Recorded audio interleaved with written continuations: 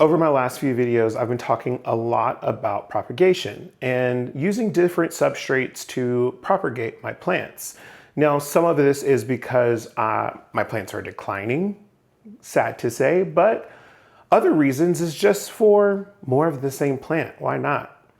So today we're going to take a look at Lechuza PON, and we're going to go over not only how I clean the Lechuza PON and get it ready to use, but we're going to start propagating some plants. Now, PON is a mineral-based plant substrate, and this is the alternative to soil. It's good for aeration, for drainage. A lot of people say that it eliminates pests within their collection. I love to hear that. But it also has some slow release fertilizer in it. So it's mostly lava rock, pumice, but then with that slow release, you probably have about 6 to 8 months of fertilizer for your plants in this substrate.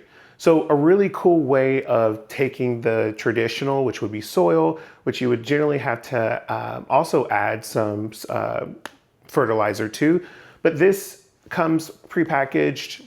We kind of like that. And there is less dirt involved. Well, I say that, but this will be my first time using it. So we're gonna see how much actual dirt is in this bag and how much rock is in this bag. We're gonna go through the full cleaning process of what I'm gonna do. I've never done this before, so you're joining me for the first time. And then we're gonna take a look at a few plants that we're gonna chop up and propagate for the future. Now, if this is your first time clicking on my video, I really appreciate you being here. Do me a favor and click the subscribe button down below. And if you enjoy my content, go over to my channel, check out the rest of the videos. And there's also a playlist just on substrate, so you can learn all about the substrates as I learn about them. Now let's get to cleaning some PON.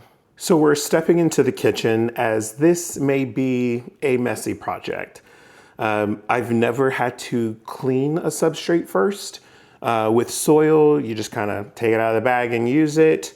I worked with fluvial stratum a few weeks ago, and I didn't wash that. I just dumped it into the cup, put the plant in it, and things are doing great. But I've heard a lot of people talk about PON and why you should wash it, rinse it. And that is mainly because a lot of the lava and some of the rocks that are a part of the PON mix will create particles of dust. And when you mix that dust particle with water, it basically turns into concrete. And we really want to avoid that, especially in an apartment where these pipes really aren't mine. And I can't get under this sink and clean out the pipes. So we want to be respectful of not only the apartment complex, but I want to save my time and my stress later by not having to deal with a clogged sink. So items that we're going to need today, we're going to need a bucket, and this bucket will serve as my vessel so I don't get anything down the drain. I will sift right over this bucket and rinse all the PON out right over this bucket. Speaking of sifters, I got two options. They're different size sifters, so I don't know what size rocks are in there. We're gonna try one, see what we get out of it. If we start to lose a lot of the product, we'll switch to the finer sift. We could always start with this too, but I wanna see what both do. I bought them both, let's see how they work. We will need a container, and this container will house the PON, the clean PON, I should say, for the future, so that it's always ready to go. I don't want to have to wash the PON every single time I decide to pot or repot. I want to be able to just pick up the container, go do what I need to do, and move on. So today it may seem like a long process of washing, rinsing, and getting it contained, but in the future, I'll just grab and go. And the last item you need is PON. Now, the PON took a few weeks to get in. Really, it took a month. From the time that I ordered to the time that it actually arrived was just about a full month. And it was on back order, I guess. The website never really said, but you could order from the website, and I ordered directly from Lechuza PON, and they then just sent you an email when it was ready to be shipped.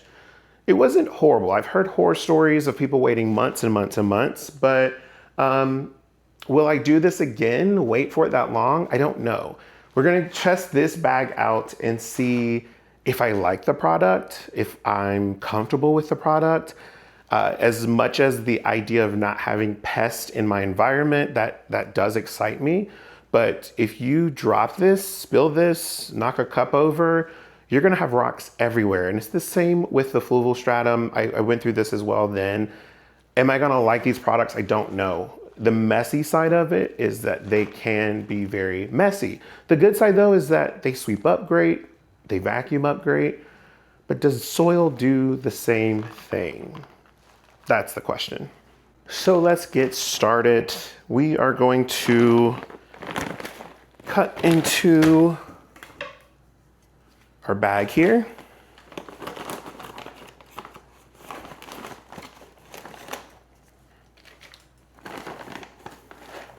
Oh yeah, very fine. I'm just gonna test this out with a larger sieve.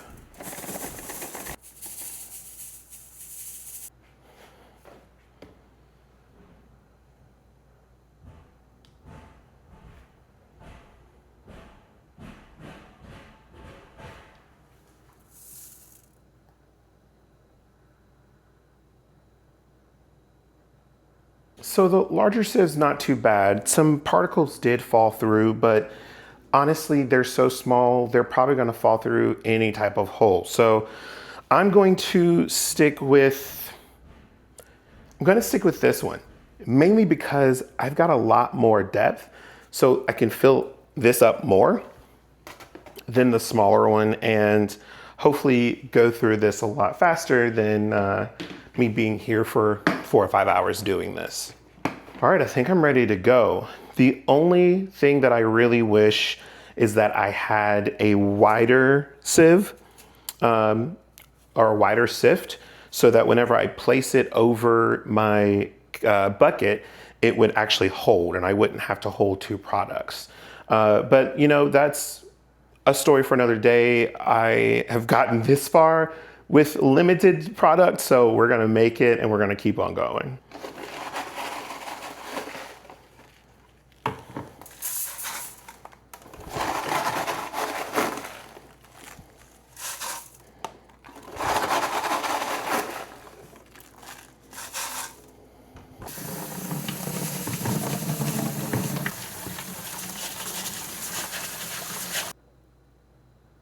All right, so we are done with cleaning all of the pond.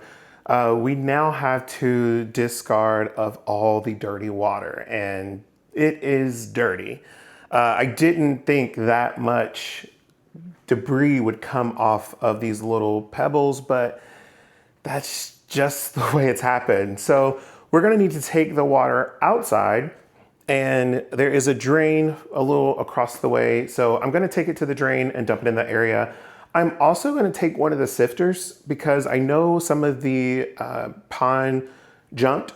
It literally jumped straight out of the sifter into the water. So I wanna see if I can get as much as that back as possible, mainly because I paid for these products and some of these products are not cheap. So I wanna make sure I'm using every bit of it and not wasting anything.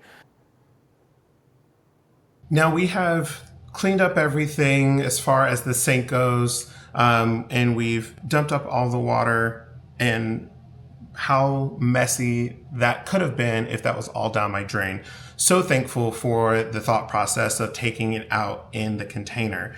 But I wanted to show you the plants that we've selected. We've selected some that we're going to propagate and some that we're going to repot in a sense. This is one. This is now considered a Dracaena, but Sansevieria is what I've always known it as. Has got pups, and the pups are starting to outgrow the little cup I had this in. Plus, as you can see, we've got some yellowing here, so we've got part of it that's dying off, which has caused it to start leaning, and it's being really heavy in the little cup that I had it in. So we're gonna cut this back and throw it in the pond, see what we get out of it. This is gonna be an experiment. Soaking in some water to hydrate the substrate that it's in is my Hoya Michelle, and I really want to get some new growth on this. So I'm not gonna cut it yet, but what I'm gonna do is take it out of this plastic mesh pot and I'm going to throw it into pond. I don't know which vessel I'm going to put it in just yet, but I want to get everything loose so that I can do so. Then we have our Hoya Mathilde, and as you can see, this has seen some better days. This used to connect and then they started dying off. As you can see here, this is completely bare. This is growing healthy, but everything's kind of slowed down. So what I want to do is propagate this. I'll probably leave a few leaves at the base just to see if I can get it to come back, and I'm gonna propagate it in the pond. So I'm gonna test out what it looks like in pond in a few different ways. I may do some larger pots and then do some smaller just so I can see different cup sizes and what it does, and keep an eye on roots and stuff like that. Then we have this variegated Comengiana. This has seen better days. This was a gift. This was a gift that was given to me whenever I finished Task Force, like this time last year. And I just haven't had the chance to repot it. It's sitting in this spag moss. As you can see, there are no leaves here. And there's only leaves at the top. So I want to do a couple of things. I want to try and see if there's roots to repot and then cut it back and see if we can get some things going. I want to propagate the top and see what we can get there. This is just a cry for help to see if I can save it at all. I'm going to go ahead and stick it in some water though, so that the spag can loosen up. All right, the last plant that we're going to propagate, and this is so I have longevity with this plant, is my Hushkiliana. This is the variegated version. I absolutely adore this plant. It needs some pruning, as you can see, but I love how this plant grows. I love the flowers on this plant, the smell of them. I've learned that this blooms the most with very high light. So when it's constantly under the light, it's getting watered and everything properly, it flourishes with blooms. I currently have it sitting on the top shelf.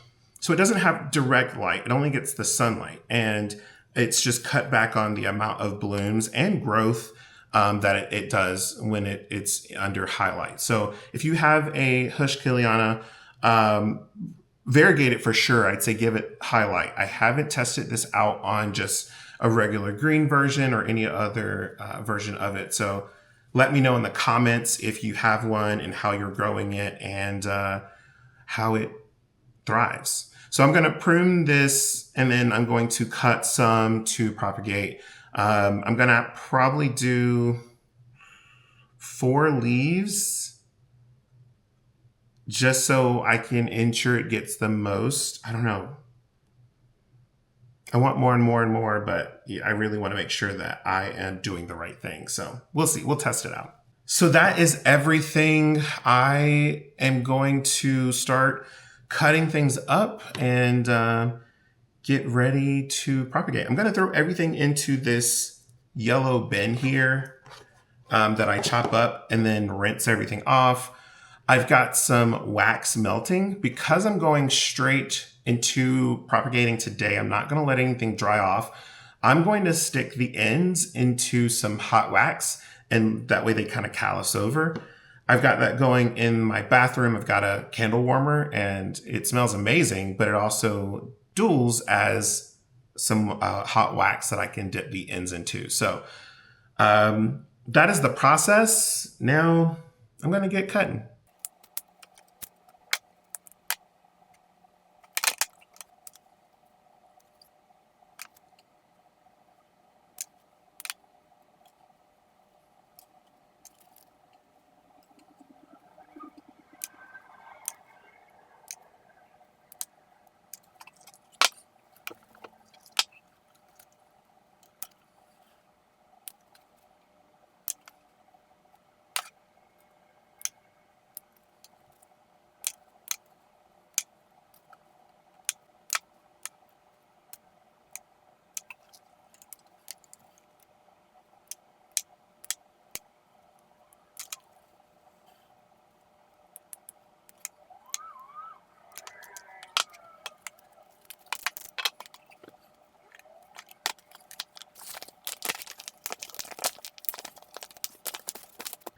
So I'm gonna use this now to catch all of the debris. We're just gonna dump all of the trash into this. And we are going to cut our way out of this here.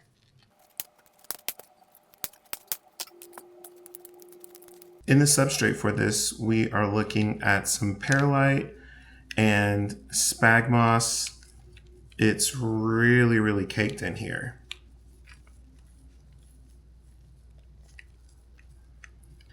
I feel like I'm gonna lose some roots. I'm not happy with the amount of spag moss that's around the roots here.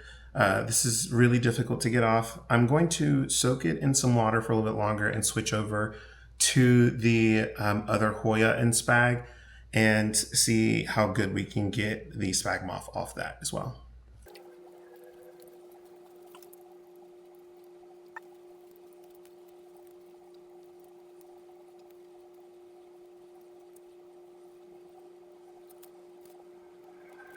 It's hard to tell how much roots I took off just due to how fine these roots are. You can barely even see that in the camera.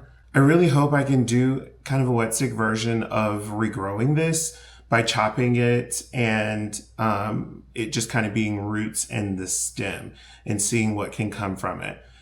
And then I'm hoping that by putting it in a new substrate, one that has some nutrients in it, maybe it'll produce some new shoots and some new leaves. That's all I can hope for.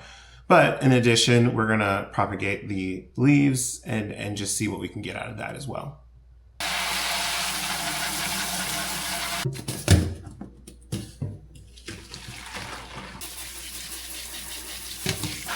All right, we are gonna start with our larger plants. And I'm gonna try out a couple of things. These are the nursery pots with lids, domes for humidity. I don't necessarily need this one for humidity. Actually, let's put it in this one. We're gonna put it in this cup. And that will be the snake plant. Yeah, that'll be perfect. And again, this is a test. I have plenty of snake plants right now, so I'm not really trying to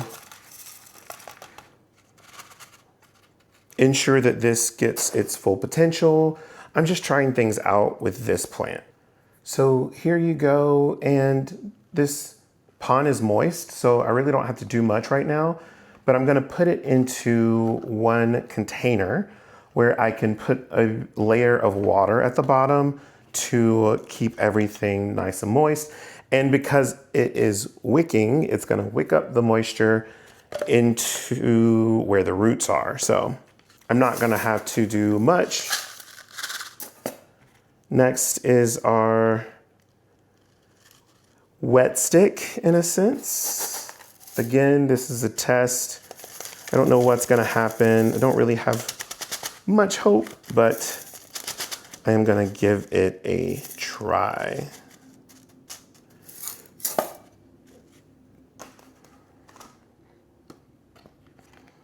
And then lastly is this Hoya Michelle. I was not able to get off everything. I'm still peeling some off, but I am worried that I've lost too many roots. So I am going to put it in pon, keep an eye on it. The nice thing about pon is that I can just rip this out, rinse it off, and start over, hopefully.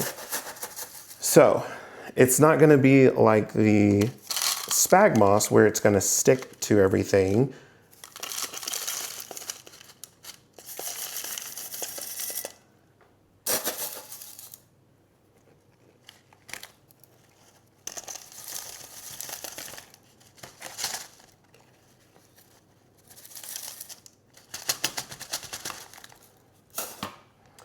And I'm gonna take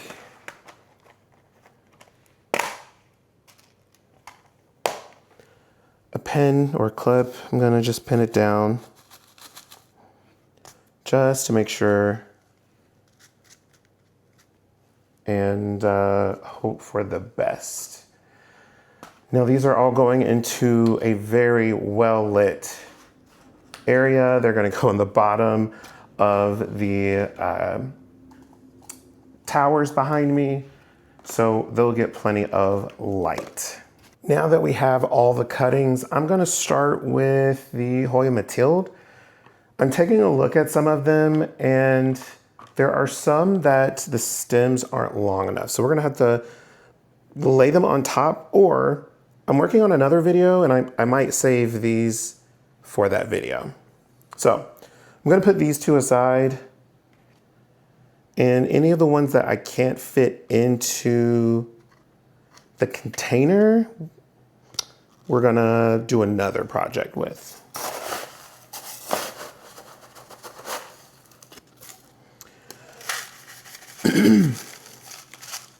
All right, so with propagating the Hoya Mathilde, I'm going to fill this up basically to the top, and then I'm going to push down the Hoya cuttings as far as possible.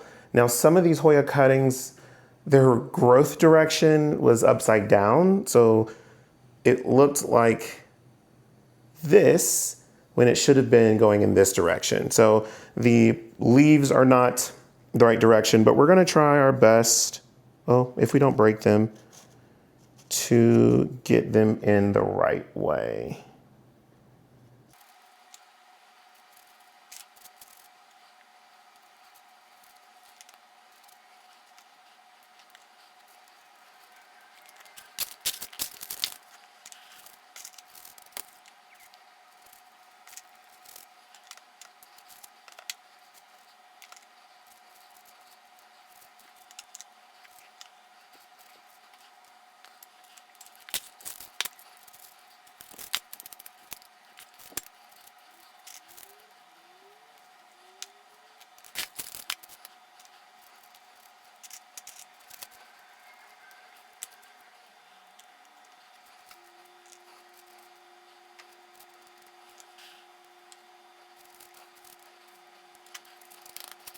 All right, and we have completed our pond day. I am excited to see what these plants will do and how the pond works in my house. Like, I've always used soil, I've used spag, I've used water, of course, but this is the first time I'm trying new substrates, and I'm having a lot of fun with it. I hope that it works. I hope that I see some growth. I hope that I see some changes, and I'll adapt. Maybe it's getting new vessels, like getting some self-watering pots to use, but I'm excited to see how this works for now. So I've got this tray here. It's got the Hoya Michelle, the Comengiana, the Mathilde cuttings, and our snake plant in here. Again, I'm going to put some water and some plant food in the bottom of this vessel so it just wicks up what it needs. And then I've got some little baby cups here. And these little baby cups are going to go in some highlight so we can see what happens. I'm hoping that I get some growth, and it shows that this pond with the fertilizer in it already just kind of helps out with some propagating and with growth. And I'm just interested to see what happens. Thank you for watching and joining me as I showed you how I washed the pond and how we're propagating these plants with pond. I really had a lot of fun doing this, and I hope you had fun watching. If you've used pond in the past, please note in the comments down below how your plants are doing, if you like using pond, and if you haven't, try it out. It may take a few months for you to actually get the pond, but try it out or make your own. find the ingredients, make your own product, and experiment with your own pon. If you've enjoyed this video, please click the like button down below. Give me a shout out in the comments, again, if you've used pon, and I will catch you in the next video.